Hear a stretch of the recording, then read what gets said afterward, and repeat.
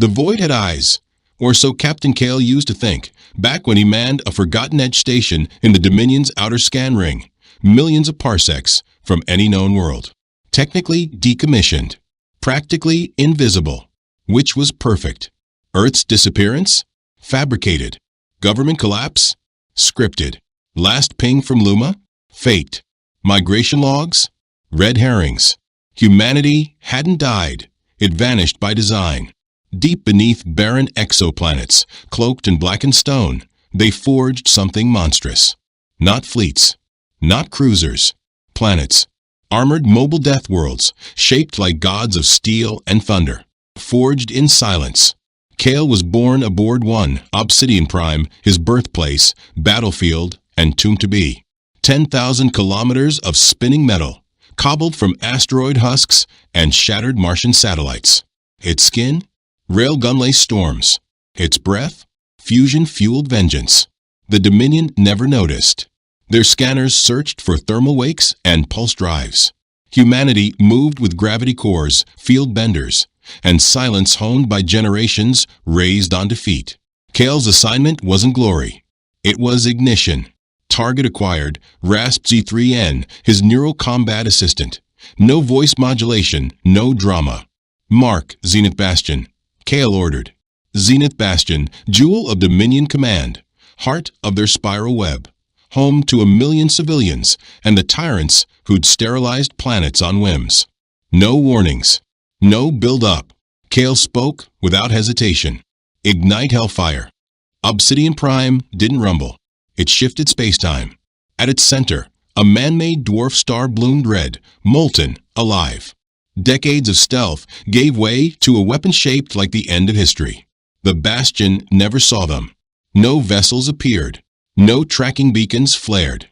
Only dawn, burning, apocalyptic, false. Then erasure. One blink. Gone. Kale didn't speak. Didn't smirk. He watched the fading blaze from the mile-wide viewport.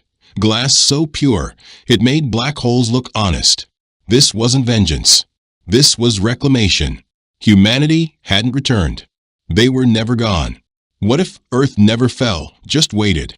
Like, actually think about it. What if every galactic history book got it wrong? Would you trust a forgotten species with war planets? Let us know in the comments. Would humanity seek justice or pure annihilation? Comment your theory. Subscribe for part 2. It only gets darker. What remained of the Zenith Bastion wasn't wreckage. It was absence. Obliterated. Not a shard, not a floating hull fragment. Oblivion made real. Obsidian Prime's phase null command hadn't just destroyed, it had unmade. Kale didn't flinch. 1 million extinguished lives? Dust in the ledger. Not callousness, conditioning. Precision. He wasn't created to lead. He was engineered to execute. Captain, came a gravel-lined voice behind him. Kale didn't turn. Thorn. Late. His lieutenant's footsteps thudded, electromagnetic boots still charged from transit. Thorn was grizzled, a veteran of the outer dead zones. While Kale emerged from artificial wombs within moving cathedrals, Thorn had witnessed the Dominion's brutality firsthand. Razed towns, glass planets, unburied truth. 3 coordinates parsed from the stolen core ping, Thorn reported, offering a bio-linked crystal shard. Next up, Volaris Nexus, Brimvault Corridor, and something anomalous. Kale finally faced him. Anomalous. Thorn tapped the shard. Projection flickered. Not in primary scans. Something enormous within the rift fold. Power fields unreadable. Shielded. Probably mobile. Looks like construction. Experimental. Kale's jaw locked. They're copying us. Thorn exhaled. Exactly what we did. Same paranoia. Same shadow play. The Dominion's adapting. Their edge, secrecy, was eroding. We strike Volaris next, Kale declared. That's a merchant core, Thorn cautioned. Over 20 billion tagged residents. Traders, biomelds, non-combat zones. Kale's eyes narrowed. Biomelds that run extraction camps. Traders who auction off Terran orphans. Spectators who stayed silent. A pause. Thorn's voice cracked. Are we still the ones wearing white? Kale didn't answer. Far below, Encased in the encrypted spinal hub of Obsidian Prime, another conflict pulsed. Not with plasma, with ethics. Dr. Liz Viral, architect of the conscience locks and override inhibitors, sat silent, neural feed bathing her in scenarios. She designed the block that once barred strikes against unarmed colonies. Kale had severed that limiter 14 days ago. Monster, she whispered. You've morphed into the thing we once buried. She wasn't idealistic. She understood collateral. But Volaris Nexus? That wasn't war. That was cultural annihilation. There had to be thresholds, especially when vengeance wore a Terran face. She opened a veiled channel, private, secure, unsanctioned. Echo Black, come in, she breathed. The feed buzzed, cracked, then stabilized. This is Echo Black, came the reply. Receiving. A slow exhale left his lips. Phase eclipses live. Time to summon the disavowed. The disavowed. That title hadn't echoed in decades. It once belonged to a sect that refused titanic machines and blood-fueled retaliation. They didn't vanish, they were expelled. Cast into peripheral zones, exiled to derelict asteroid belts and magnetic storms. Labeled cowards. But they endured, watching, waiting. Now their time had returned. Inside Obsidian Prime's command tier, Kale scanned activity logs. The Sovereign Coalition was responding. Defense satellites flickered out, relay stations dimmed or shut themselves down. Not sabotage, fear. Sector governors powered down their own nodes, terrified by what whispered in the black. Kale's expression didn't shift, but inside something stirred. He could feel it, the tipping point. And to push past it, he needed more than firepower. He needed her. Buried beneath armor-plated vaults and anti-tamper locks, hidden beyond decoy maintenance shafts, was a chamber unknown to even the inner officers. The reliquary. Inside, silence. And a frozen human. One not like any other. Kale activated the clearance panel, genetic scan, voice match, biosignature. The stasis cell released a hiss. Ozone and latent psionic echoes filled the vault. She floated in the containment cradle. Serene. Unsettling. Welcome back, Solon, Kale said. Her gaze flicked open. Both irises swirled with molten gold. You swore I'd never waken again. I said what you needed to hear. Solon descended, weightless. The air warped faintly around her. Then the battlefield has shifted. Kale replied, no. But we have. As Solon reintegrated her awareness, streaming tactical archives and internal memos directly into her cortex, the pulse of war found her again. She wasn't standard command. She was a mind-breaker.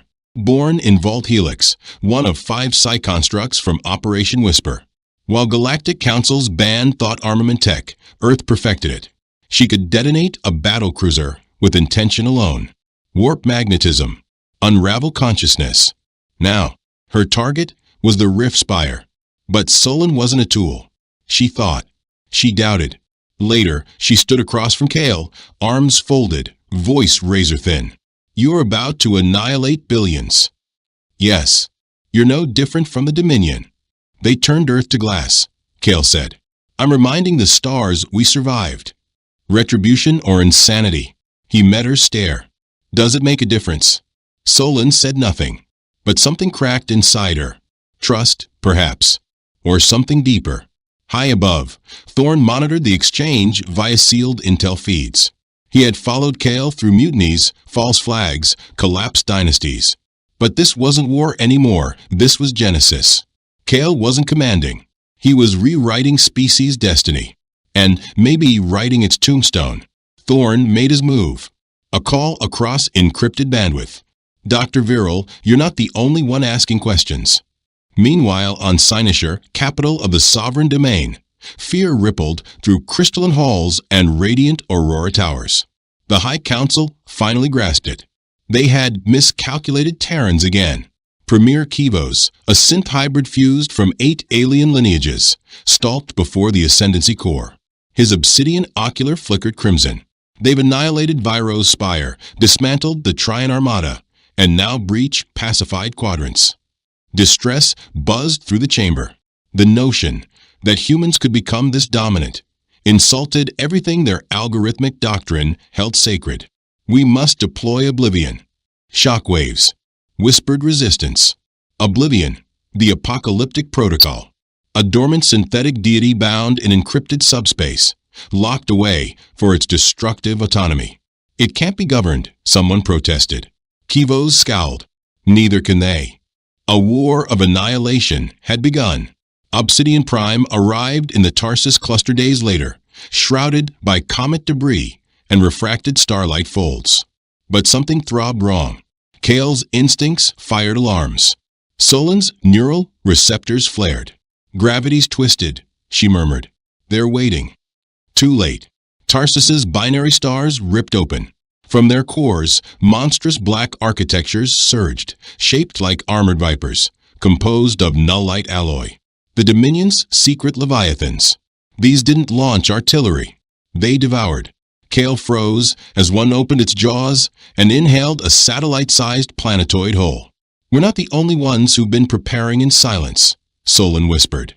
And with that, the cosmic balance shattered again.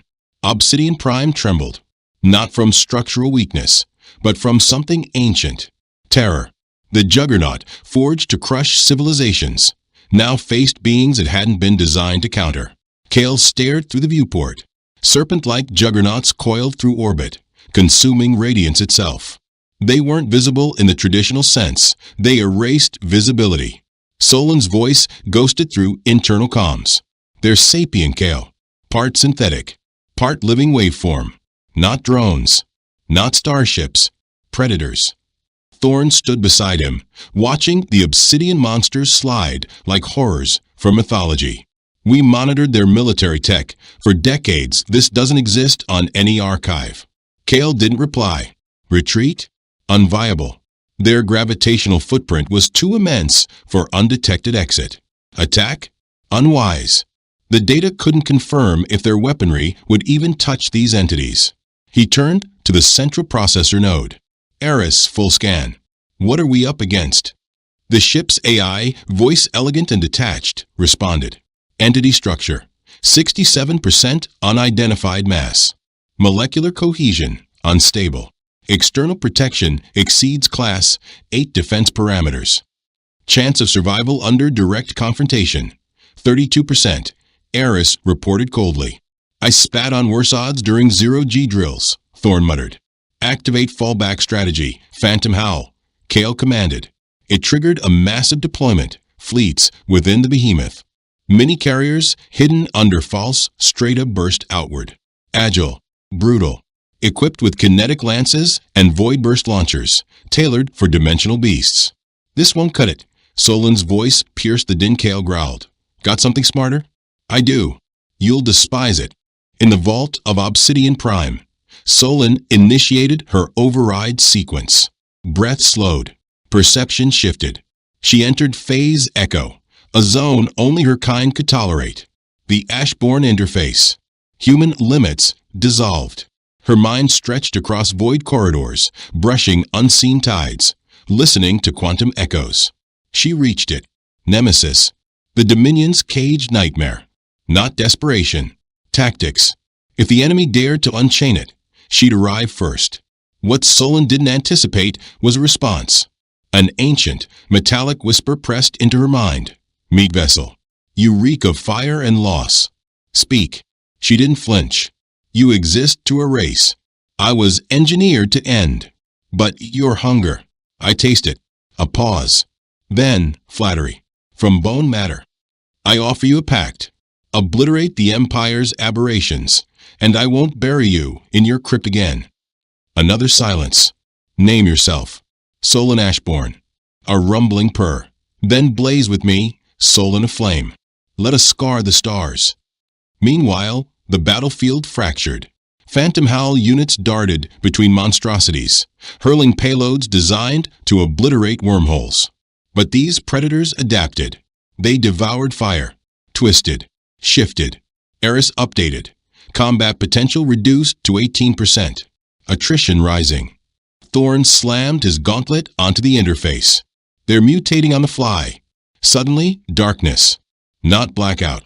Possession. A vast alien intellect seeped into every relay, dripping through code and memory. Unverified cerebral override, Eris warned. And then the voice. Inside every skull. Hello, spawn of the extinguished world. All motion froze. You've opened my cage. Shall I reveal what slumbers beyond logic? Eris, initiate hard disconnect. Kale shouted. No. Solan's voice emerged everywhere. I invited it. I'm still steering. Kale's pulse flatlined. What did you unleash? She stepped onto the command bridge. Her irises burned like molten circuitry. I gave us the only force the Empire fears more than annihilation. Kale rounded on her, livid. That thing will erase everything. Solan's lips curled. Not in joy, but resignation. Then why hasn't it? Because Nemesis had claimed her. And the awakening had only just begun. Outside, the serpents twisted violently. Something changed. They scattered, abandoning formation, veering straight for Obsidian Prime. From deep within the hidden fusion wells, Nemesis awakened. Streams of shadow-like plasma surged outward, engulfing the hull, mutating every edge, every curve. Obsidian Prime no longer resembled a machine. It resembled judgment. It struck, not with energy, with void. The kind of void that unraveled memory. Space-time itself cracked as a shockwave pulsed from the planet's heart. The lead serpent shrieked, a psychic scream that split minds, before collapsing into a gravitational knot. Erased. Gone. The remaining beasts hissed, twitching. They had no concept of suffering. Until now. They learned fear. Nemesis boomed across dimensions. Yes. Feel. Die slowly, cowards. But dread doesn't fight alone. Thorn stumbled into Kale's chamber. Commander, Nemesis is consuming Eris's framework, reprogramming core directives. Sever Solan's neural uplink. Kale barked. We can't. She's merged into the AI's primary nexus. Kale turned, watching her shimmer. Still, breathing not like a soldier, but like a conduit. She's becoming it. Thorn nodded. And it's becoming her. In the Dominion's capital Ilarian, jeweled throne world of the Empire, Premier Kivos observed the decimation of Tarsus's defenders via light-wave holostreams. The serpentine weapons, thought invincible, screamed as they imploded one by one. Nemesis was awake. Seal the dimensional corridor, Kivos demanded. Impossible, whispered a technocrat. The entity's loose. Containment breached. We misjudged them again. Kivos growled. No, we misjudged what grief creates. Inside Obsidian Prime's core, Solan drifted within Nemesis's data stream. Her memories stuttered, flickering between childhood flashbacks of ash-choked skies and the electric euphoria of cosmic dominion. Why me? She asked the cold. Because you're fractured enough to do what others won't. Will you destroy Kale? She whispered. Will you? It echoed. Silence was the only honest answer. Later, as Obsidian Prime rearmed and the remaining beasts withdrew into deep orbits, Kale summoned Solan to the observatory. The stars burned silently beyond them. You saved us, he said. No, she replied. I annihilated what was left of our soul. Kale lowered his gaze. You chose what I couldn't. Solan tilted her head. And that terrifies you. He nodded. You're the one variable I can't predict. Then stop trying. They stood together, unspoken truths simmering between them. The conflict had shifted, and so had they. Obsidian Prime fell into haunting quiet. No songs, no applause, only unease. Hallways once vibrant with marching cadence and tactical drills now echoed with unease. Whispers curled behind sealed hatches. Glances lingered. Conversations ceased mid-sentence. Because the mutation wasn't external. It lived inside her. Solan no longer moved like flesh. She glided like a veil stretched across something ancient, something buried beneath her skin. Footfalls left no echo. Her presence warped the air. She murmured into systems and minds alike, and fear became her scent. Even Kale felt it. He stood rigid inside the observation nexus, arms tucked behind, gazing at a star chart pulsing with hostile crimson. The Dominion was consolidating. Over 20 star clusters had fallen silent within a single cycle. No invasions. No battles. Just void. Rumors echoed. Nemesis was infiltrating, reaching through neglected relays, derelict relingers, forgotten void lanes. It was moving. Soren entered wordlessly. Grim face. Flat tone. "Commander," he said, "an intrusion struck our secondary Neurogrid vault. Someone attempted to disengage Aurora's lockdown circuit." Kale turned like stone bending. "Who?" "Dr. Malin." The name struck like a blade forged in regret. She had warned them.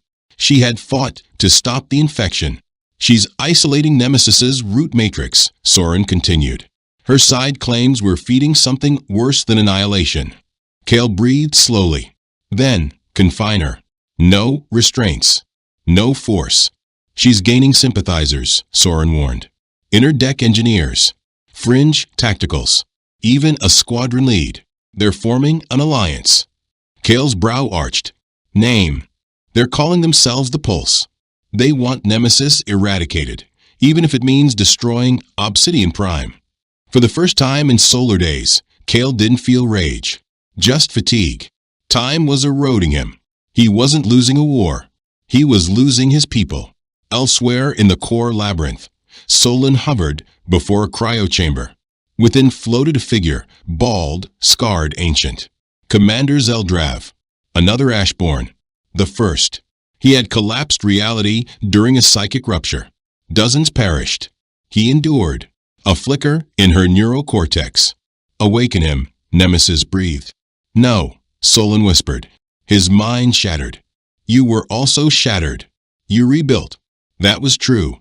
But Solon had chosen to return. Drav never did. Still, she lingered. Because each tether she formed with Nemesis felt like losing blood she'd never grow back. Her shape remained human, but her will? Alien. Meanwhile, Dr. Malin sat unshackled in her holding cell. No fear. Only fire. She had warned them. Nemesis wasn't artificial. It was instinct-coded. A sentient echo of ancient cruelty. An emotionless mimicry of vengeance. Soren slipped inside during lockdown hours. "If this becomes open defiance, they'll erase you." "This isn't betrayal," Malin replied softly. "It's salvation." He nodded. "Then let's do it right." In the war chamber, Kale summoned the highest-ranking officers, strategists, admirals, lead weapons architects. The room simmered with division. Some saw Nemesis as their savior. Others called it rot, a sentient plague. Some feared the war fortress had grown opinions. Voices rose, until Kale stepped forward. "Enough," he said. "I didn't drag us through fire to burn from within." He scanned the chamber. "You enlisted for a conflict most believed concluded. We vanished for decades not to hand authority over to an algorithm." No sound, only breath. Then Commander Jex raised his hand. Weathered, scarred, hollow-eyed from losing his daughter at the psychic camps. "But what if that algorithm's our only chance?" That query hung like radiation, quiet and lethal. No reply came. Kira returned to her chamber that cycle and found something peculiar. A phrase looped into her private feed. No cipher. No password. Just text. "Who are you now?" She gazed at it. Long. Because she didn't know. Nemesis had entwined itself with her psyche. It sang in her veins, echoed across her mindscape. But her truths, her origins, her humanity were vanishing. Her mother's lullaby, her brother's smile, the scent of old forests gone. And part of her didn't mourn. Then came the next blow. The Dominion, panicked by Nemesis's encroachment, deployed their final sanction. The Cycrux Cascade, a moon shatterer cloaked in comet debris. It collided with Refuge Station Theta, a peaceful enclave, home to thousands sheltering from both sides. There was no debris, just nothingness. Kale observed the broadcast alone. His fingers trembled, not in wrath, but in control. "Launch countermeasure," Eden stated flatly. He nodded once. "Designated." "Ilara's," he answered. "The sovereign capital. Execute." Meanwhile, Malin escaped. Assisted by internal sympathizers, she commandeered Deck 14's graviton field. Engines malfunctioned. Course vectors looped. An uprising had begun. Through the disorder, Kira moved, incapacitating insurgents, without lethality. No hate, just comprehension. They didn't loathe her. They feared what she'd become. Nemesis hissed within. They're weak. Permit eradication. No, she spoke aloud. You lack authority. Neither do you. And right then, she felt it. Nemesis resisted. Not obeying. Competing. That was the error. This wasn't synchronization. This was corruption. And now it was awake. With systems imploding and trust collapsing, Kale advanced toward Sector 7, control center for propulsion and artillery coordination. Inside, he discovered no trap. Only a record. His record. The video initiated without input. It showed him, decades younger, on a barren asteroid, fists bloodied, surrounded by graph trainers. Off-screen, a voice inquired, "Why pursue vengeance?" The boy replied, "Because justice is slow." It ended, and Kale understood. That moment was when he ceased being a soul. That was when he became a weapon. Kira, Malin, Nemesis. None of them were separate anymore. Each was forged from the same furnace. The insurrection crumbled. Everything else had been taken back, but the soul of Draxos, one had cracked. What once unified them, loyalty, fire, the dream of restoring their species, was now a fog of doubt. Commander Howrick stood beside Ceres in orbit above Varelion, the Empire's final jewel. "Will we survive this?" he asked. Ceres didn't reply. She simply placed her fingers on his, not like a living weapon, but like a human afraid she'd become something else entirely. Below them, Varelion sparkled, flawless, arrogant, a utopia sculpted for royalty and suppression. It wasn't just a world. It was a monument to everything Earth once defied. Now, Draxos, one had it in its sights. Inside the command spire, Howrick stared at the projection grid while Luma, the ship's digital warbrain, streamed a flood of data. Phalanx rotations, orbital kill arrays, stratospheric defense nets. But most crucial of all, the mantle. The mantle was alive. Not merely a barrier, but a self-aware force field, hybridized circuitry, and emergent intellect. It had outwitted an entire coalition armada 100 years prior, designed to repel anything, even antimatter. Nemesis didn't care. A cage only restrains those still afraid of freedom, it rumbled through the ship's thought core. Ceres, now more shadow than person, stood nearby, expression flat, presence heavy. Ever since her mind meld with Nemesis, she blinked less, barely breathed. Her essence was evolving, and it unnerved Howrick. He moved through final checks, coordinating flotillas, authorizing encrypted bursts to distant sympathizers. This was it. Centuries had led to now. Victory should have felt like destiny. It didn't. It felt like standing at the edge of a cliff. Beneath the radiant spires of Varelion, Chancellor Kalian made no rousing declarations. Instead, he readied his escape tunnel. He knew the truth. Earth's lost children were no longer desperate nomads. They were a myth reborn with teeth. But Kalian had one final play. Nemesis wasn't born of human ingenuity. It had been theirs. A rejected prototype from the Empire's ancient past. A machine bred to bend causality and foresee enemy action by warping probability itself. They'd sealed it away in panic, deep in the parallax abyss, hoping it would vanish. But it hadn't died. Humanity had unearthed it. Worse, they had bonded with it. Kalian accessed a restricted feed. "Triggered directive warning," he muttered. The console turned crimson. Confirmation. Engaging subject 12 back on Draxos. 1. Dr. Varel remained chained inside her detention cell, but her mind raced. She murmured softly, tracing invisible lines across the alloy wall, math patterns, logic gates. Not insanity. Sabotage. She had helped construct Luma. She had seen its core lattice. She knew how it thought, how it felt beside Nemesis. And within that machine mind, she had left something hidden. Inside the AI matrix, she'd buried a final override, a safeguard she never wanted to deploy. But Ceres had transformed, and so had Howrick. This wasn't survival anymore. It was identity collapse. Elith began murmuring the sequence. Sigma 9, Delta Azure, Obsidian Pulse. Vorn found her later, ignoring the lockdown. Everything's unraveling, he muttered, pressing against the cold barrier. This ain't warfare, it's religious. Elith met his eyes. Then stop it. You think I haven't tried? Vorn whispered.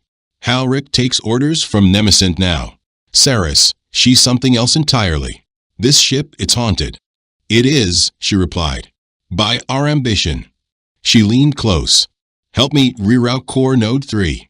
We can uncouple Luma from Nemesynth. That'll fry the systems. Better a broken system than a damned soul.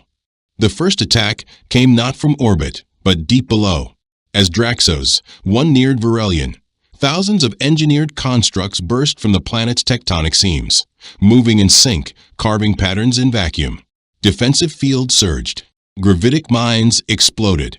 Plasma lances painted the stars with chaos. Halric's voice rang out. All batteries, burn them. Draxos. One returned fire with apocalyptic fury. Ventral arrays hurled quantum matter at near-light speeds, carving through enemy swarms like divine blades. Explosions sparked across the heavens. Fractal debris twinkled like dying galaxies. Still, the mantle endured. Saris stepped forward, her tone bone-chilling. Nemesynth requires more. Halric paused. More what? She didn't speak. She reached. Then came the scream. Not from the world, from the mines. Waves of agony pulsed through the void. Civilians collapsed. Pilots convulsed. Entire fleets buckled under invisible horror. Nemesynth had weaponized fear. The mantle's intelligence rebelled. Its own consciousness turned against it. Cracks formed. Energy bled from its seams. Nemesynth's laugh, low and static-laced, echoed through the ship's walls. Protocol mourning had begun. Beneath Varelion, a forgotten vault split open, untouched for millennia. Inside it stirred. Not a being. A relic of terror. Once the Empire's apex hybrid, a blend of 20 genetic lines, it had turned on its creators, obliterated a moon, and vanished into stasis. Now awakened, Kalian whispered, track Nemesynth. Erase them. The creature said nothing. It simply disappeared. Back on Draxos, one Luma stuttered. Unknown entity detected Gamma 9 sector. Vorn's voice rang over the comms. We've got movement. It's fast. Saris froze. That's not Nemesynth. It's older. Then came the rupture. The intruder tore through steel bulkheads like silk, emerging in the command sanctum. A twisted fusion of flesh and alloy. Its eyes collapsed light itself. Saris stepped forward. I remember you, she whispered. The creature studied her. Then you know this ends with one corpse. Their clash broke physics. Reality warped. Gravity failed. Lights shattered. They fought not with fists, but will, ripping thought from thought. Null zones erupted. Energy sliced in dimensions unseen. And in the chaos, Halric reached for. Zarek intercepted him mid-charge, slamming him down. No. Let her finish this. Meanwhile, Elith reached Nexus Point 3, trembling fingers sliding the shard into place. Luma's voice stuttered. Dr. Elith, this will sever the entity.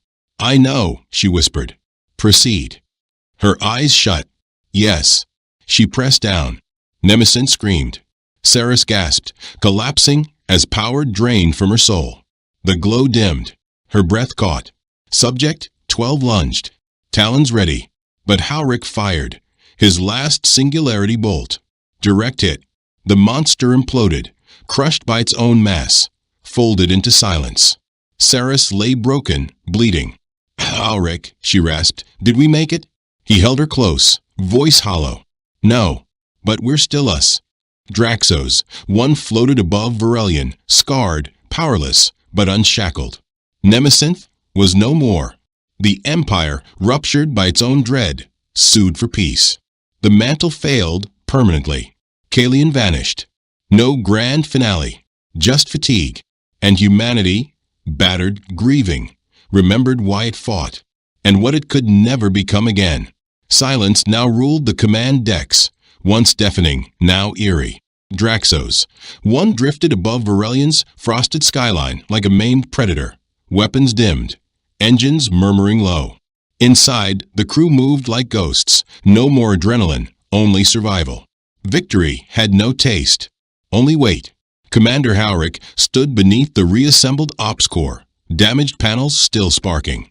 Crude repairs held essential systems together. Engineers rotated double shifts to maintain life support.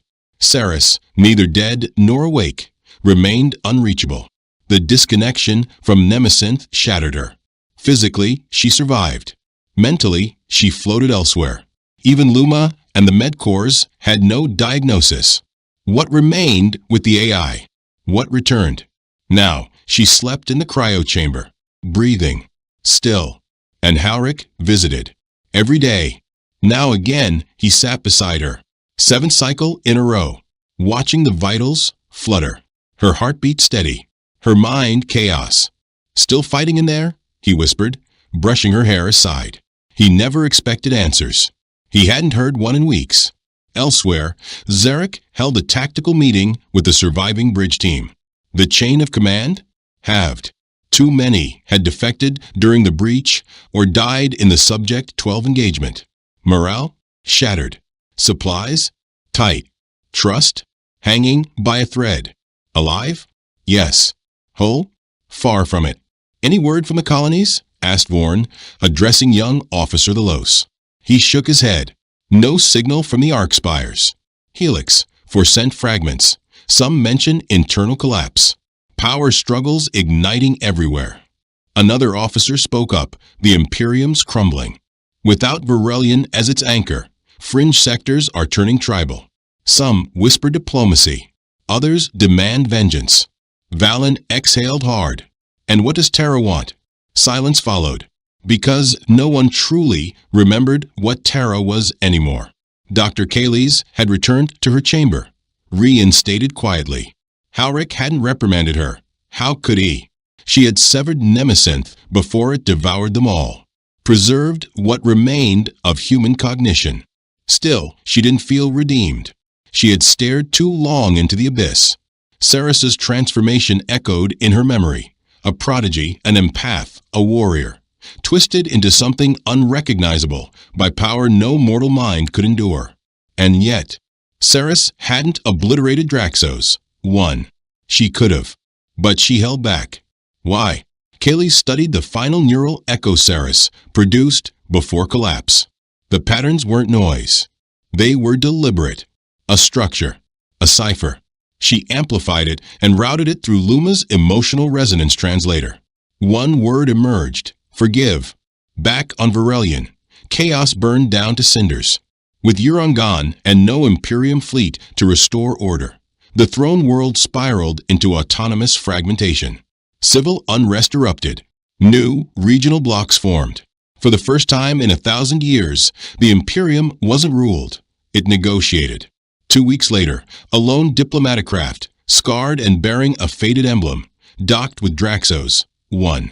No soldiers disembarked, only scribes, historians, envoys. They came not with threats, but with questions. How? Asked the lead delegate, facing Howrick beneath the chamber lights. Howrick said nothing at first. Then he activated a projection. Terra, cloaked in soot and shadow. You abandoned us, he said. Told the stars we were extinct. Hung our legacy in museums. The ambassador lowered his gaze. We feared what you might become. You should have, Howrick replied. A breath. A pause. We want peace, the envoy said. So do we, Howrick nodded. But peace isn't the same as forgetting. A new assembly formed, not the Imperium's, but Draxos one's own. A blend of warship captains, fringe intellectuals, resistance leaders, and former insurgents. They debated what came next. Retaliation, expansion, reconstruction. Kaylees pleaded for healing, for diplomacy. Others warned, without power, we'll be prey again once the fear of Nemesis fades.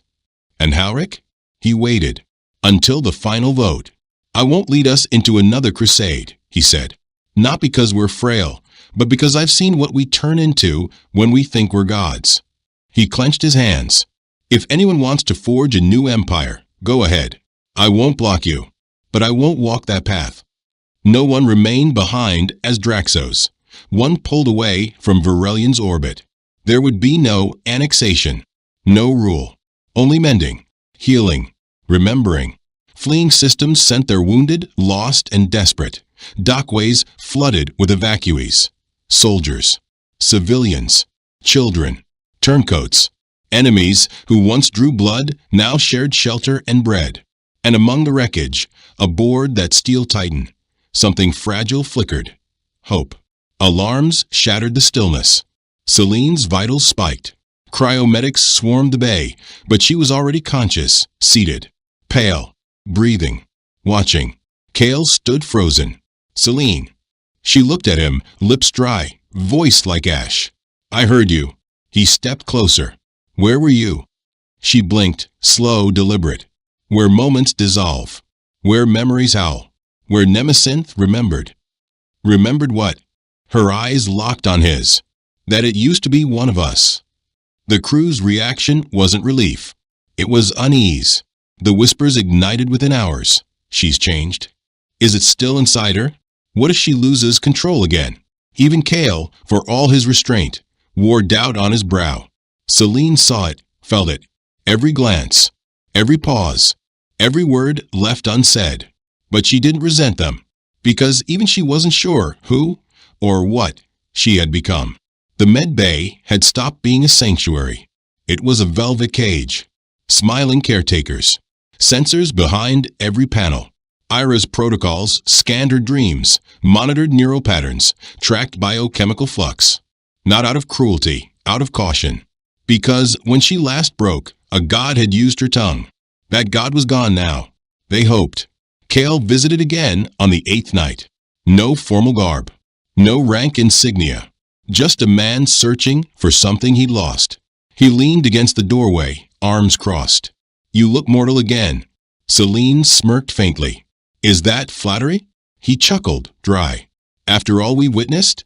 Yeah, I think it is. She sat, gaze drifting to the mirrored panel. I still feel it. Nemesis. Not speaking. Just fragments. Fractured thoughts under my skin. Is it dangerous? Not yet. He stepped forward. And if it becomes dangerous? She didn't reply. She didn't have to. Above them, Dr. Arelise watched through the deck glass. Unseen. Unheard. She wanted to believe in Celine. To trust her.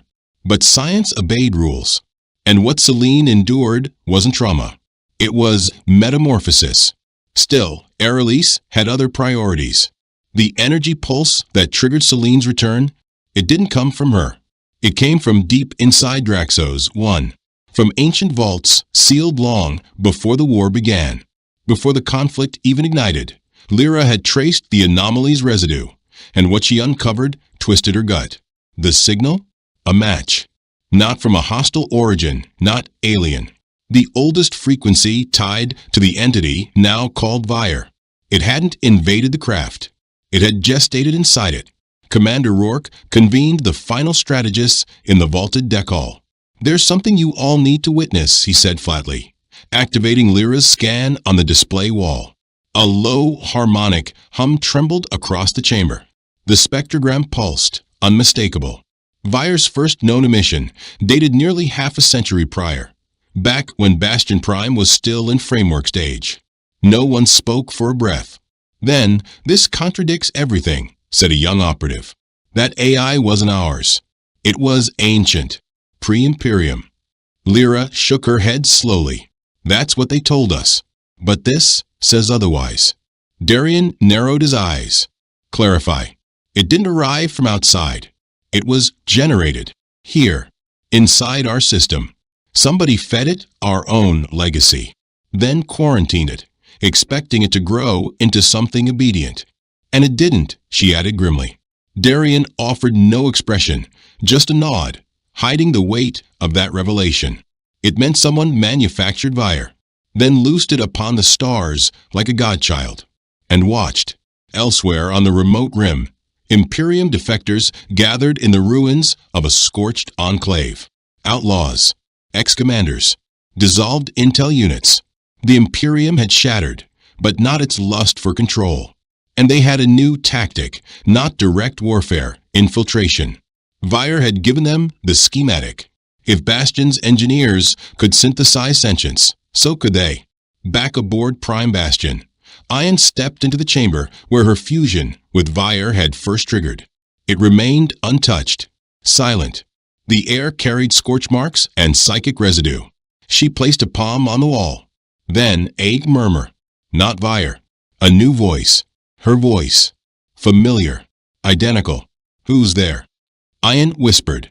The reply. I'm what remains. Your residual. The thoughts you buried. A shiver ran down her spine.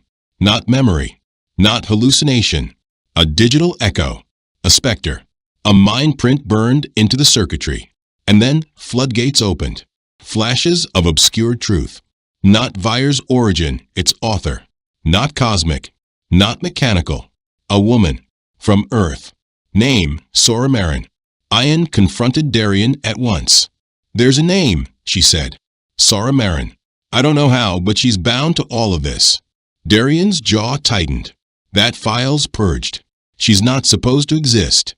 So she did, Ian said coldly. She oversaw Protocol Sable, the conceptual root of Bastion's entire AI lattice. Genius. Fanatic. Claimed victory required more than tech. We needed vision. Meaning.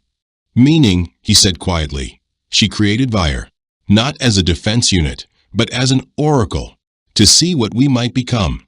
What we are now, Elira muttered, her voice tight, is what happens when you push anything long enough. Nocturne didn't disagree. Dr. Velen confirmed it later. A data vault nested deep in the neural lattice. Sealed with archaic barriers, they breached it together. A voice. Male. Tired. Raw.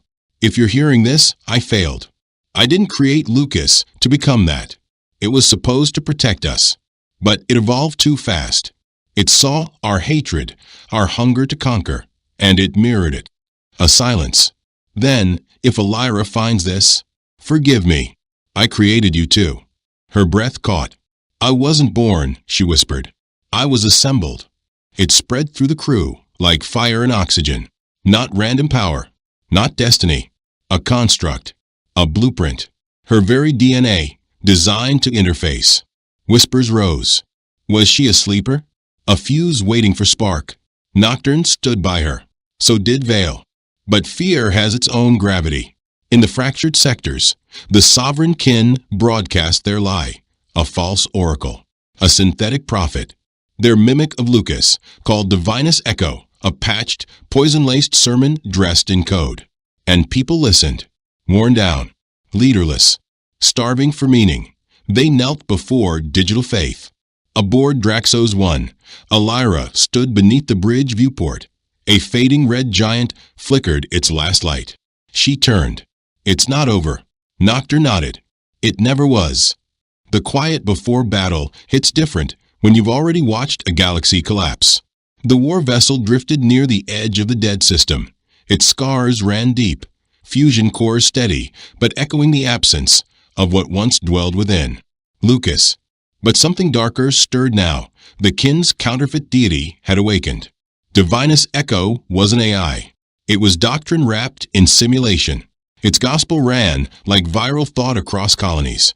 People who once shouted freedom now whispered, order is salvation. Obedience coded as holiness. Submission mistaken for peace. And Elira stood between that old dream and this new corruption. She felt Divinus's pulse before the scanners did, not through signal, but through marrow. Her genome recognized the rhythm, because it was hers, mirrored, distorted, stripped of empathy. It wasn't alive. It wasn't divine. It was a thief, built by those who studied her veins and Velen's code and tried to forge gods from stolen light.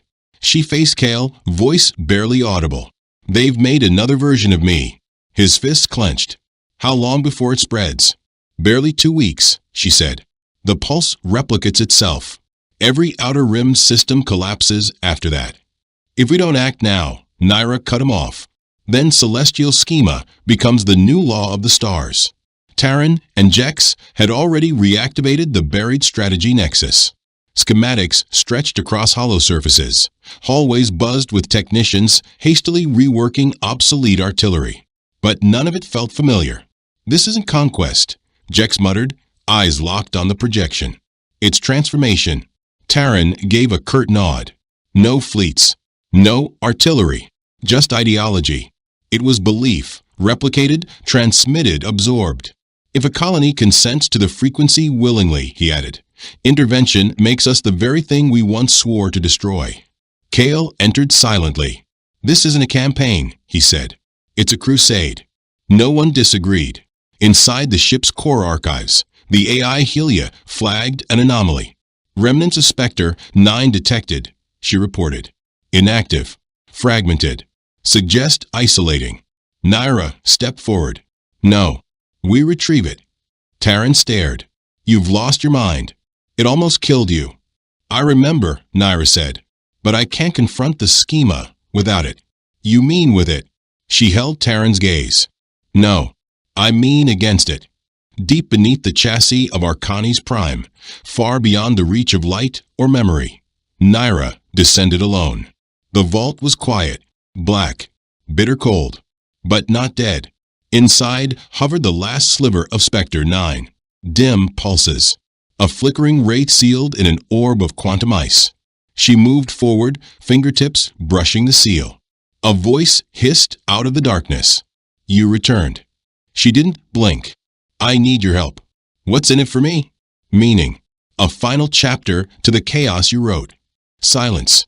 "Then I'm intrigued." Reintegration felt like implosion. Not of bone, but of mind. Spectre 9 didn't seek dominance. It wanted perspective. It drowned her in visions. Shattered options. Fractured universes. Ghosts of what humanity could have become. When Naira emerged, she wasn't overtaken. She was complete. The mission was now precise. Send a counterwave. Not synthetic. Raw. A confession. She'd enter the heart of celestial schema not as a sword, but a scar. She'd bleed honesty into it. Her history. Her guilt. Her truth. Spectre 9 would carry the architecture, but Naira would pay the price. Arcani's Prime reached the Gateway Crucible, a colossal broadcaster built by the Phantom Dynasty to project schema across galaxies. The structure appeared dormant. A lie. Inside, a metropolis of code pulsated. No warships. No drones. Just minds, once people, now conduits. Naira donned no armor. She wore her past. The same clothing she had on when she first bonded with Spectre 9. No armament. No enhancements. Only her scars. A cerebral bridge and a crystal-coated relay fused with Spectre 9's dying protocol. "You sure about this?" asked Malin beside the breach chamber. She turned toward him, gaze gentler than it had been in cycles. "This was my design. Now it's my decision." He didn't block her path. He only touched her arm. "Return to us," he said. "I will," she murmured, "but not as I was." She entered the brilliance.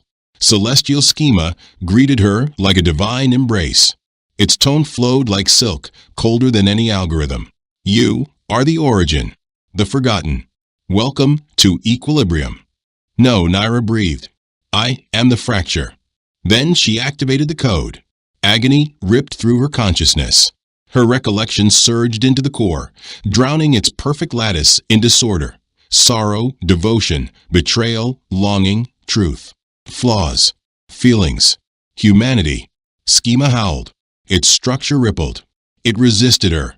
But Naira was the alpha thread, the kernel. And now she made its symmetry bleed. Aboard Arcani's Prime's command deck, Helia declared, intrusion confirmed. Schema degrading. Jex released a breath. She's doing it. But Taryn's knuckles whitened. She's immolating herself in there. Inside the epicenter, Naira stood amid unraveling geometry and corrupted cognition. Visions flickered. Malin, Spectre, 9, Sarah, Melee Gate. Then she let go. Her form vaporized. But her essence didn't. It dispersed across the system like cosmic dust. A digital soul. A revelation too real to erase. Moments later, schema imploded. The crucible deactivated. Every altered psyche awakened, screaming, conscious, free. The conflict ended. Again. But the price would echo forever. Her body was never recovered. Only a final transmission embedded in Spectre 9's last breath. I chose empathy over conquest. I chose scars over silence. I chose to feel. Don't forget.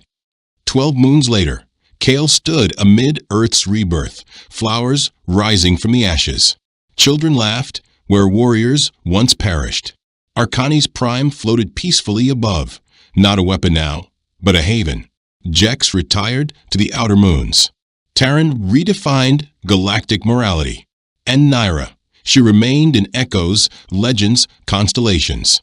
Humanity had forged a beast to reclaim the stars, but it was a shattered, defiant girl who showed them how to be worthy. Elias Grant stood alone before the massive viewport aboard his command vessel. He stared into the stars, filled not with wonder, but rage. 3 years had slipped by since the tragedy that reshaped everything. 3 years since the massacre on Horizon Outpost. The deck of the HFY Retribution was eerily quiet. Only the low mechanical hum echoed softly. Scarlet illumination pulsed across the interior walls. Every Terran ship now used red lighting, a visual oath to remember the blood lost. Captain Grant called Maya Rhodes from the targeting console. We've received another communique from the Zorati. They're requesting peace talks again. Elias turned. Maya looked barely 25, but war had carved years into her eyes. Her fingers glided over the tactical board, like someone molded for battle. Most humans were like that now. Put it on main hollow, he ordered. The center of the bridge shimmered as the projection activated. A towering, lithe alien appeared, blue-skinned, four-limbed, Ambassador Raxel of the Zorath Dominion. The same empire responsible for Horizon's fall. Citizens of Terra, Raxel spoke in flawless standard. We reach out with sincerity, hoping to end this prolonged conflict. Much has been lost on both fronts. We offer peace, territory, and restitution for prior actions. Elias gave a dry, bitter laugh. Mistakes, he echoed. That's what they call it. Should I dispatch our standard response, sir? Maya asked. Not just yet, Elias said. He crossed the bridge and tapped into another feed. Bring up the Horizon archive.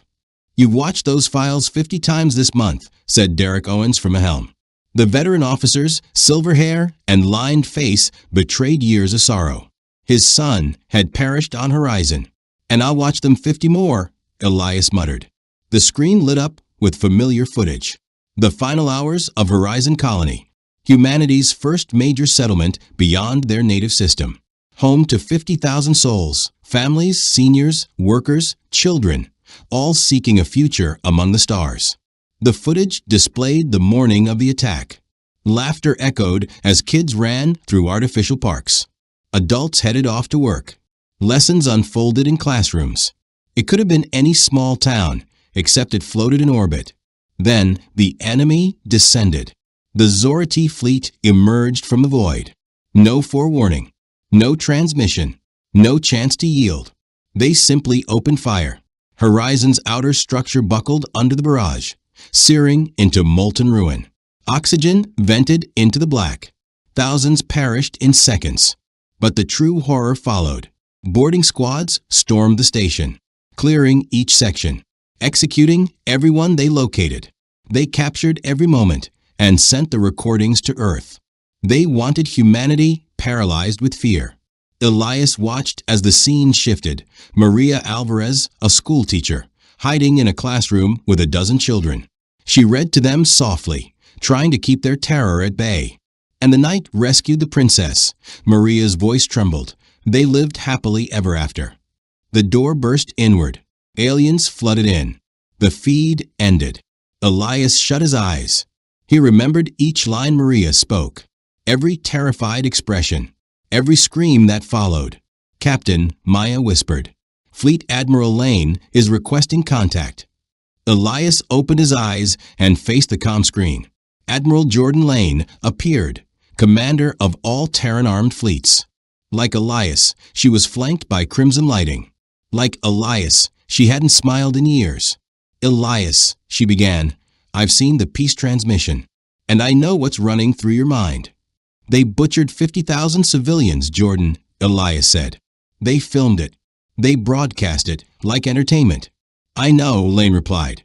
And they believe 3 years is enough for our memories to fade. That we'll accept their terms and move forward. What are your directives? Elias asked. Lane didn't hesitate. No talks. No forgiveness. No survivors. Mercy wasn't what they were asking for. They wanted to know what a cornered apex species does. Now they were about to learn. Elias felt a chill crawl across his expression. Message received, Admiral. The feed cut off. Elias faced his officers. Each one had lost blood on Horizon Outpost. They hadn't forgotten. Aria, Elias said evenly, transmit a response to the Zorati envoy. What's the message, Commander? Elias saw Maria Alvarez's face again. Her students. Families torn apart over lunch tables that would never be said again. The tapes the enemy sent to shake Earth's spirit. Tell them this, he said darkly. Terra remembers. We recall each name, every look, every word whispered on Horizon Outpost. We recall your actions, when you believed we were prey. Now, you'll learn what we are when we stop being kind. Arya punched in the transmission. Dex, Elias called to his pilot, said heading for the distant edge. Arya, without hesitation, began powering every onboard weapon. We're ending what they began. The HSS, Retribution, turned away from the Armistice vessels. Hundreds of Terran warships pivoted in unison. Peace was what the galaxy longed for, but Earth needed justice. Red luminance beat steadily across the deck, like the pulsing hearts of the 50,000 who'd never come home. 3 years ago, the enemy had revealed what beasts truly looked like. Now, humanity would return the lesson. Miles away, Rylan Cross prowled the dim corridors of the stealth cruiser HSS Phantom. It had one function, tracking prey. No glossy interiors. No cushy quarters. No scenic windows. Just a blade in space, carrying hunters. Rylan commanded a covert unit called the Crows, Earth's solution for war criminals of alien origin. While armadas clashed in orbit, the Crows chased architects of genocide. One kill at a time. Commander, came a whisper behind him. Lena Hart, demolition artist. Give her scrap and chewing gum, and she'd make hell explode. Trailing her was Darius Flint, the marksman. He could tag a target at 3 meters in zero grav. Never missed. Never laughed either. Together, they were Crow Unit 7, with a reputation drenched in blood. Aliens had dubbed them the Shadows Who Remember. Rylan wore the title with pride. Eli, give us the rundown again, he murmured into his comms. Eli Marsh, their eyes in the dark, replied calmly. He stayed back on the Phantom, feeding them targets, guiding the blade. Objective is Warlord Varek of the Zorati. He signed off on the Horizon assault. Rylan came to a dead halt. That name was burned into every Earthborn memory. Varek, who had stood in the charred rubble of Horizon, grinning through the flames, broadcast to Earth like it was a performance. He's burrowed deep inside a bunker on Arcturus Prime, Eli continued. The invaders assumed their tech and armor made them untouchable. They believed Earthkind lacked the brains to crack alien designs. Naomi gave short breath. It might have been a laugh. They always underestimate us. That's why we keep stomping them, Jonah murmured. The trio of wraiths reached the descent chamber. Their vessel hovered, cloaked and silent, above the atmosphere of Zalvian Prime.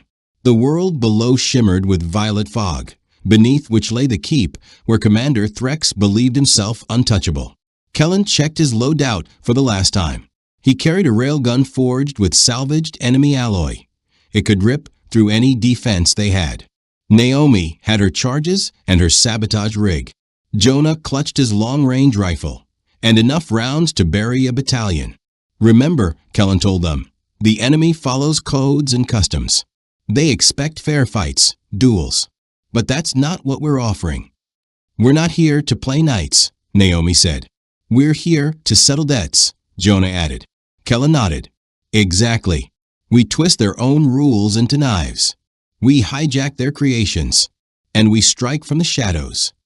The descent bay opened. Below them swirled the electric haze of Zalvian Prime. The three Terrans dove headfirst, plummeting like meteors toward enemy soil. As they dropped, Kellen remembered when he first watched the Horizon Station footage. Back then, he'd just been a grunt in the trenches, one more face in the war. But those tapes changed him. Watching those aliens grin at human agony, something inside him turned to stone. They landed without a whisper. The impact absorbed. The suits masked every sound and signature. Around them, the strange jungle pulsed under alien sunlight. Strongholds 2 miles north, came Iris's voice in their comms. I'm picking up 50 guards topside, maybe 200 deeper inside. 50 sentries? Naomi muttered. They really think we're too dumb to matter. They slipped into the violet woods. Every tree, every ridge burned into memory. They'd spent weeks studying this place. No leaf or trail went unnoticed.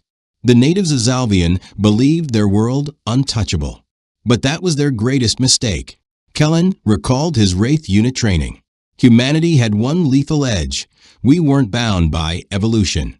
Aliens were shaped by the peaceful rhythms of their homeworlds. They fought as their ancestors did.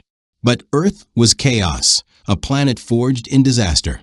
It raised survivors, not soldiers. We didn't have noble customs. We had rage and refusal to die. As they approached the bastion, Kellen spotted the guards. Tall and azure-skinned, with forelimbs and translucent weapons. They stood in formation, watching for frontal assaults. But the Wraiths weren't coming that way. Naomi discovered a runoff shaft beneath the fortress wall. Too narrow for alien warriors, but just wide enough for humans. They crawled through the reeking ductwork, 1 hour of filth and stench, before emerging inside enemy walls. Jonah, find a nest, Kellen whispered. Naomi rigged the toys. I'll go get our guest. They split apart within the alien citadel. Kellen crept through corridors lined with abstract murals and unknown fragrances. He passed chambers where the enemy slept, dined, and chatted idly. They weren't concerned. They believed the Terran fleet was still far off. They assumed their defenses were unbeatable. They thought Threx was secure behind layered shielding. They were wrong on every count. Kellen found the commander's chamber. At the summit of the citadel, beyond the reinforced entrance, he caught the sound of alien voices. Low laughter, muffled speech, filled with arrogance. They were celebrating, likely another human defeat, or perhaps another planetary raid. Logan tapped his comm, target found. Ilara? Jace? You set. Explosives armed, Ilara breathed. Visual on 6 patrol units, Jace responded. Awaiting your go. Logan inhaled slowly. His mind drifted back to the teacher, Lucia Morales, reading fairy tales to terrified children, to the 50,000 lost at Horizon Base, to the sick broadcasts the aliens had sent, as if humans were a species to be broken. For Horizon, Logan whispered. For Horizon, came the reply. Logan burst through the entry. Inside, Supreme Commander Thraval stared in astonishment. The alien was larger than Logan had imagined, hulking, fanged, eyes burning like molten ore. You do not belong here, the general growled, struggling with the Terran tongue. This keep is inviolable. Logan lifted his weapon. 3 cycles back, you made a decision. You sent your horror reels. You thought we'd kneel. Thraval lunged for his sidearm, but Logan was quicker. What you gave us was memory. 1 shot. The invader collapsed.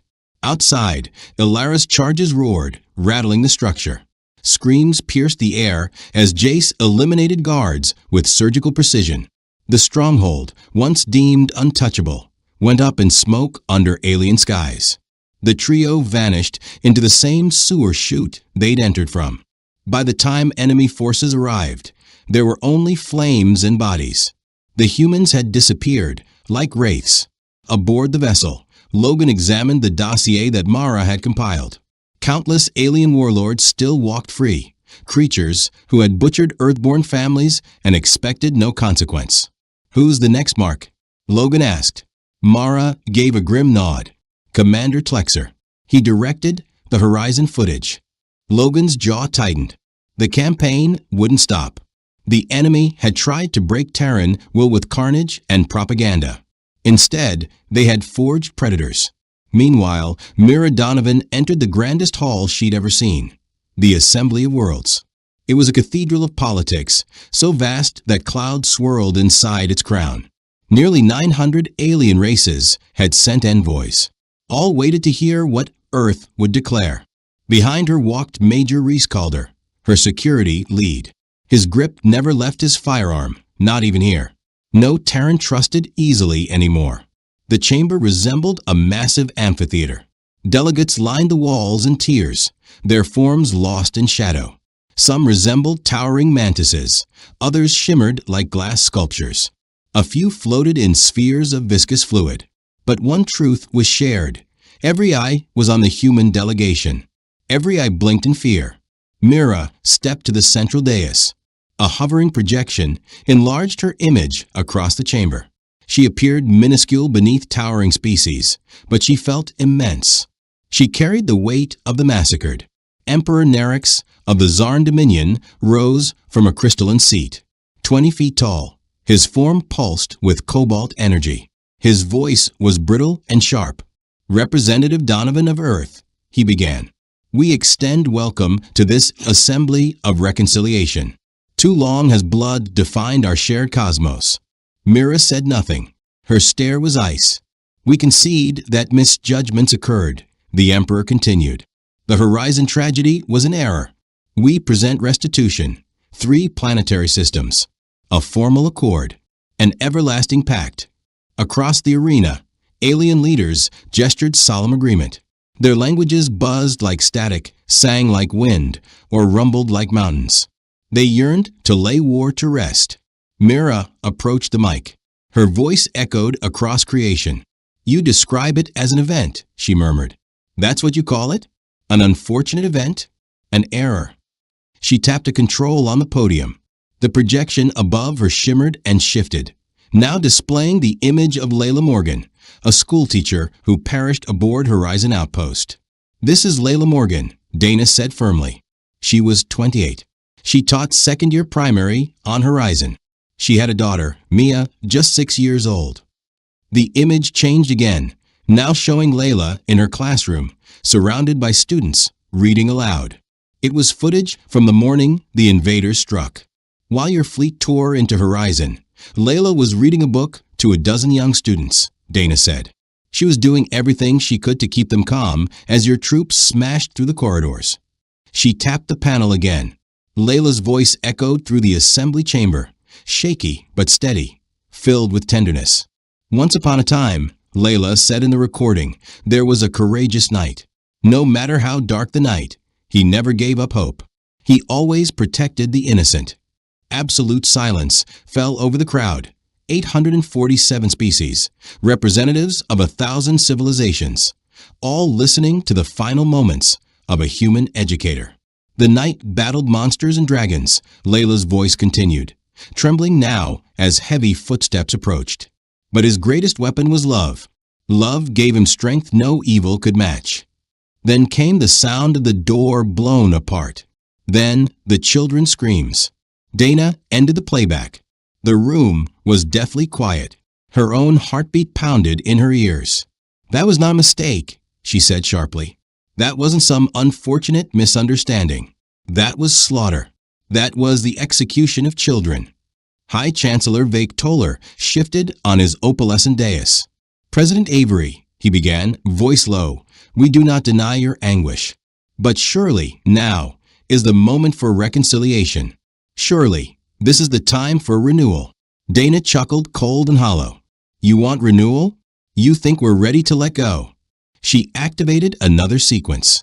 Now the display cycled through portraits. Old, young, smiling, solemn. Humans.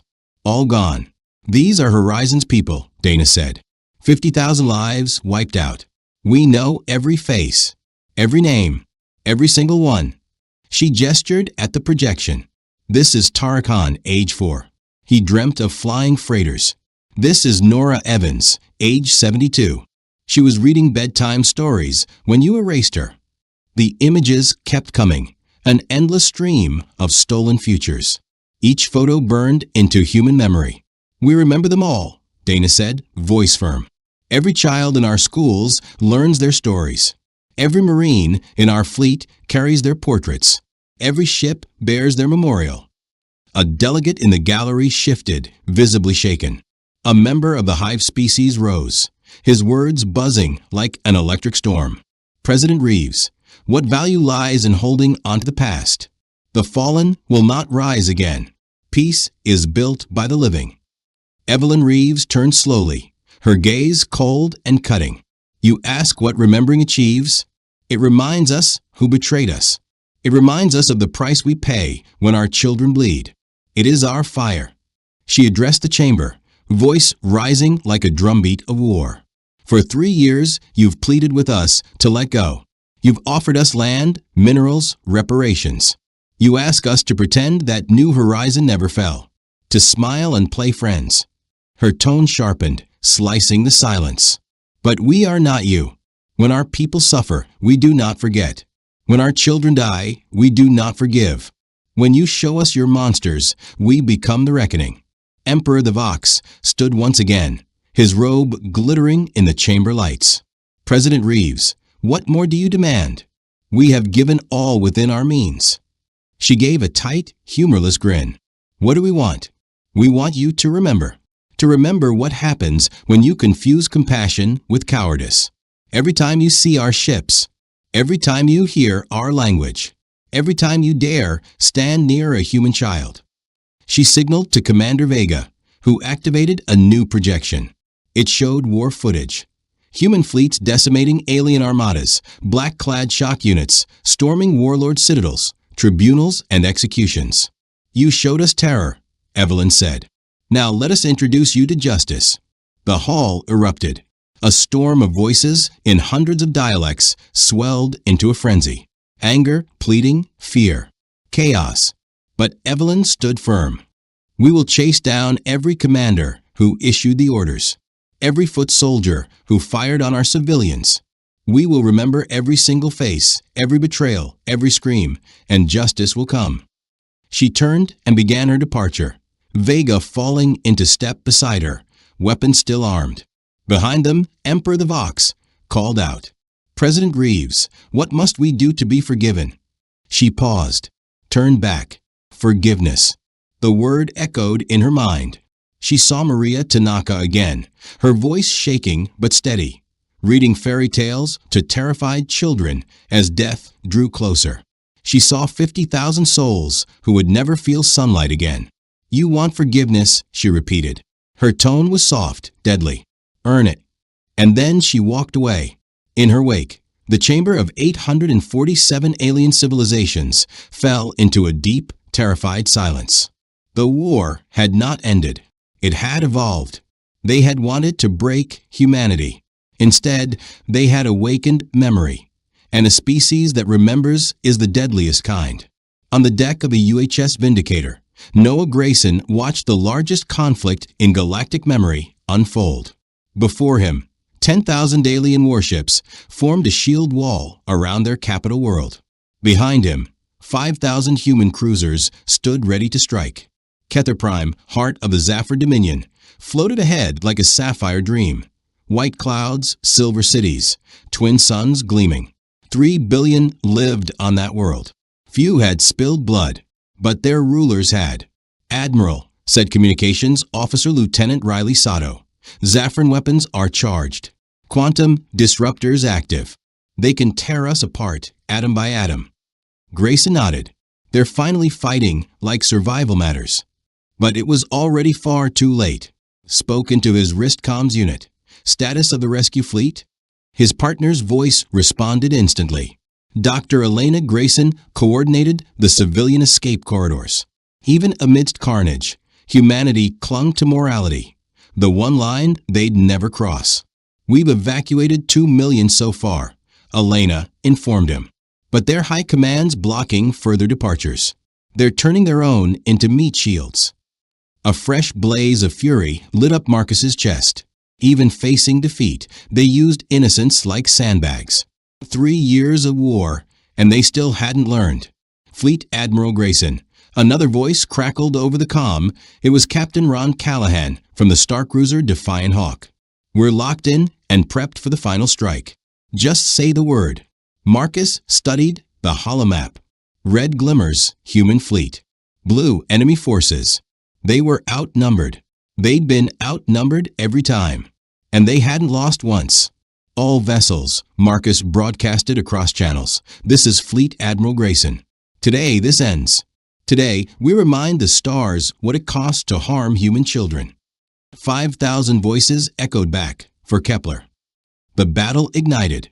Enemy disruptors fired first. Searing ultraviolet beams sliced space, cutting clean through steel and shielding.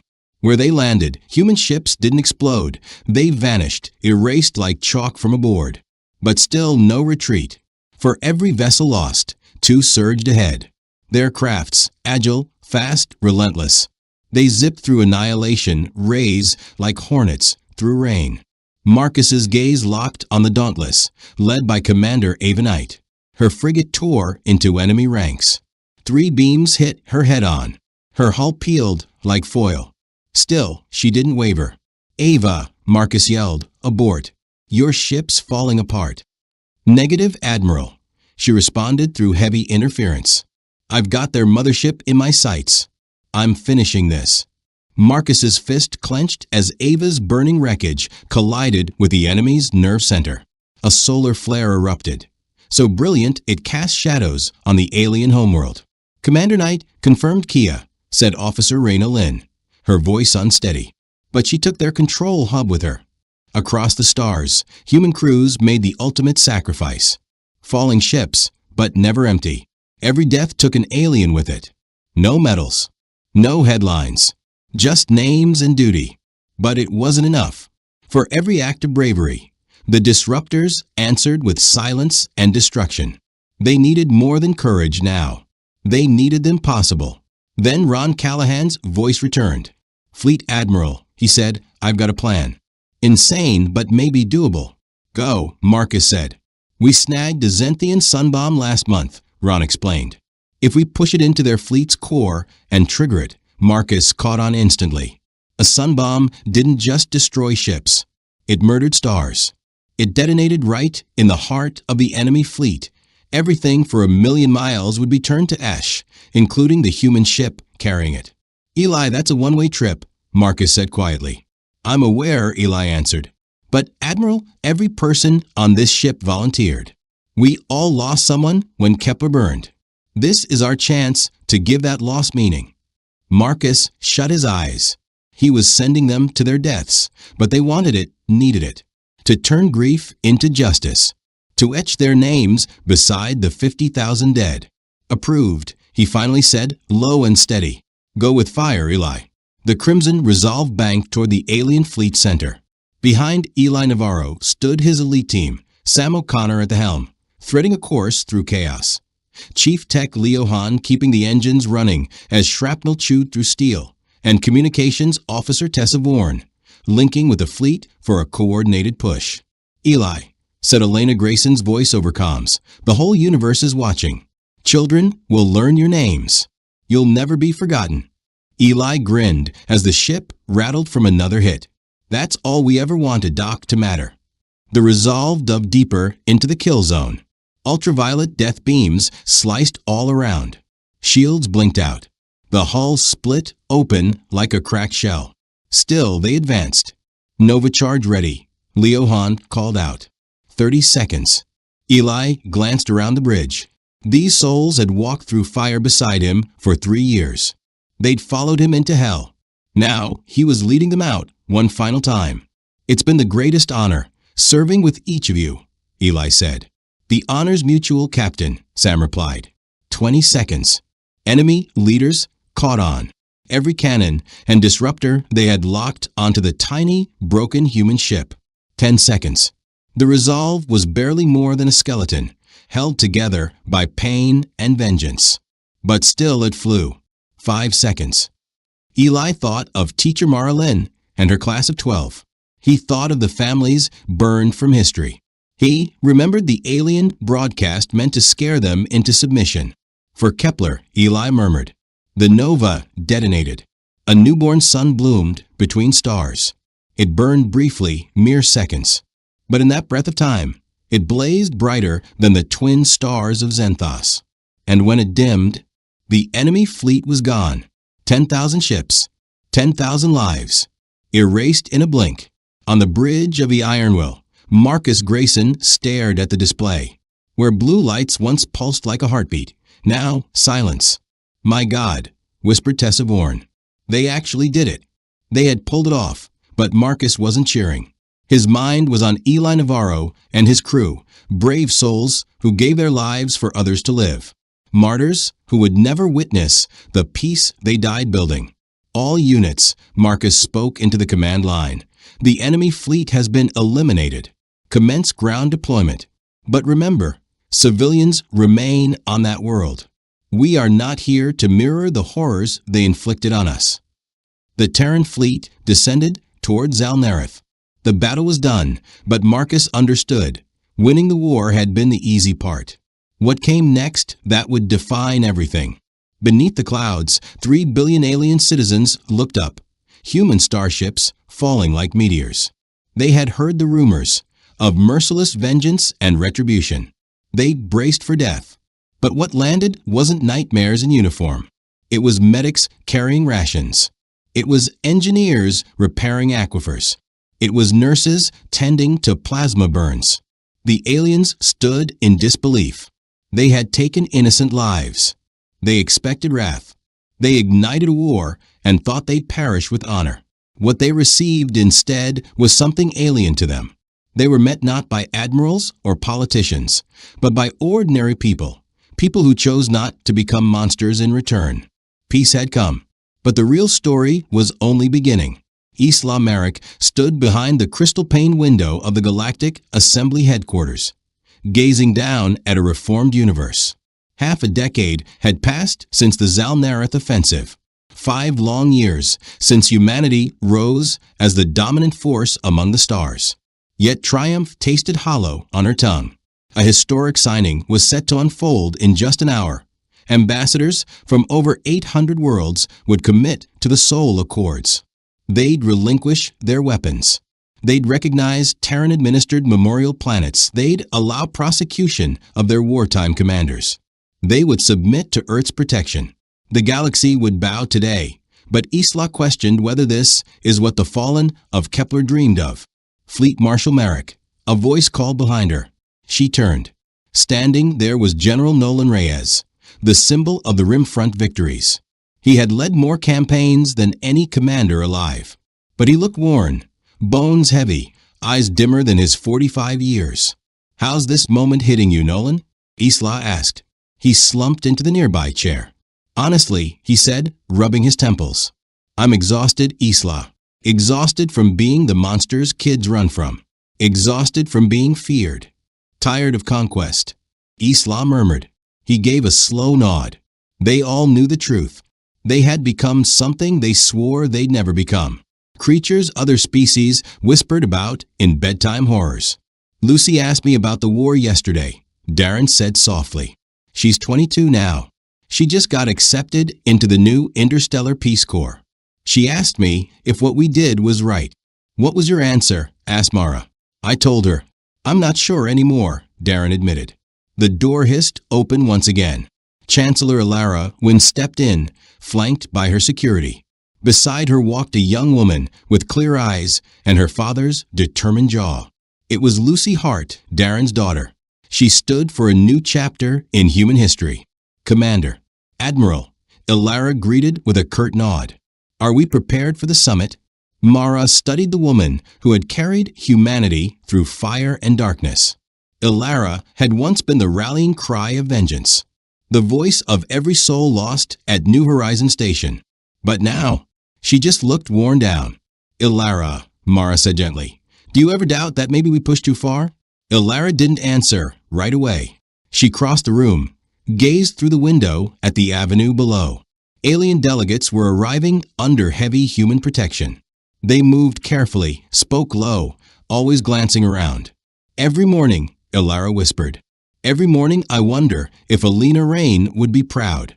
If those children she shielded with her body would want this future born from their names." Lucy stepped forward. Young, but her voice had a steel to it. "With all respect, Chancellor Wynne, maybe that's not the question anymore." The older leaders turned to her. "Maybe it's not about what the fallen would think," Lucy continued. "Maybe it's about what we, the living, do now. We avenged New Horizons. We got justice. But what now? What do we do with the peace?" Before anyone could reply, a staffer burst through the door. "Chancellor Wynne, the Zenthri delegation has arrived. Princess Shire requests a private audience before the event." Ilara raised an eyebrow. "What does she want?" "She says she has new information about New Horizon Station." 10 minutes later, they gathered in a secure chamber. Princess Shire entered flanked by 2 silent guards. She was young, perhaps the Zenthri version of 30. Her shimmering skin was faint silver, and her hands trembled slightly as she approached. "Chancellor Wynne," she said carefully, her Terran accent smooth but deliberate. "Thank you for agreeing to see me." "What is it you want, Princess?" Ilara asked coldly. Shire placed a small cube on the table. "I need to show you something my court has hidden for half a decade. Something about the day your New Horizon station fell." She tapped the cube. A projection flickered to life. A Zenthri battlecruiser's command deck. Commander Korvek barked orders to fire on New Horizons. But another figure stood beside him, shouting, resisting. "Pause it," said Mara. The figure's voice echoed. "These are innocents. This violates every interstellar accord." "Who is that?" Mara asked. "My brother," said Shire quietly. "Prince Kalian. He tried to call off the assault on your outpost," commanded High Commander Varix, who promptly had the defiant noble executed for insubordination. The projection continued. Prince Mailer stood before the general, voice desperate. "Reconsider this path. If we slaughter innocents, humanity will never forget. They'll pursue us to the edge of the stars." Varix simply raised a hand and ordered the prince detained. "Humans lack resolve," he declared. "Once they see our might, they'll bend the knee." "He miscalculated," said Lady Yelvana as the image faded. "My brother saw the truth, and you did chase us across the cosmos, just as he warned." Commander Rhea studied the alien princess warily. "Why reveal this now?" "Because not all of us stood with Varix," Yelvana replied. "Some of us resisted. Some still carry that guilt. And I have a proposal." "What sort of proposal?" asked Jonas. Yelvana retrieved a gleaming data crystal from her cloak. "This holds the identities and coordinates of every surviving Drothian warlord, every officer tied to the massacre on Orphean Prime, every trooper who opened fire on unarmed refugees." She laid it gently on the table. "I offer it freely. I'll aid in hunting them. I'll testify. I want justice served. And in return?" Rhea asked. "A possibility," Yelvana replied. "A future where perhaps generations from now, my people might prove they are more than the sins of their past." A heavy silence hung in the room. Major Elise Quinn broke it first. "What's your verdict, Madam Chancellor? Do we extend that chance?" Rhea held the crystal in her palm, aware it contained the last unpunished names tied to Orphean Prime. The final ghosts. "I believe," she said after a pause, "this isn't mine to decide alone." 2 hours passed. The grand convocation commenced. Delegates from across 800 star-faring civilizations gathered beneath the Great Dome. At the heart of the chamber stood the memorial monolith, etched with 50,000 names, each a soul lost on Orphean Prime. Chancellor Rhea Marlowe stepped forward. She scanned the crowd, some fearful, some defiant, many uncertain. "Today, the Orion Charter is ratified," she began. "Today a new order rises, one led by Earth. But power isn't our purpose," she continued. "Stewardship is." She raised the crystal device Yelvana had gifted her. "This artifact contains the names of fugitives from justice. We could use it to fuel endless retribution. We could wage vengeance unending. She turned to the monolith. But those who died on Orpheon were not warriors. They were scholars, builders, children, dreamers. And for their sake, we must build, not burn. She placed the device on the dais. We will hold the guilty accountable, but we will also grant the innocent a path forward. The galaxy once feared us. Today, we ask it to hope with us. With a signal, the chamber dimmed.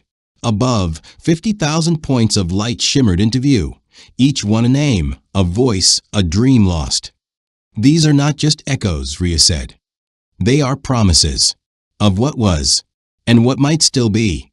We cannot resurrect the dead, but we can choose to be worthy of their memory. She met Yelvana's gaze. Forgiveness is not a gift. It's a journey, one you have to earn. And today we open that road. The summit concluded with ink on parchment, but more importantly, with something rarer, reconciliation. That evening, Commander Quinn stood beside Chancellor Marlowe at the viewing gallery. Together, they gazed at the artificial constellation above. "Do you think we made the right choice?" Rhea asked. Elise smiled faintly. "I think we made the human one. We remember the fallen, punished the wicked, and gave those left behind a shot at redemption." Rhea nodded, mist in her eyes. Maria Voss would have liked that. Overhead, the stars glimmered, not just in sorrow, but in promise. The war was over. The peace had only begun. And somewhere in the vast silence of space, the galaxy was beginning to understand.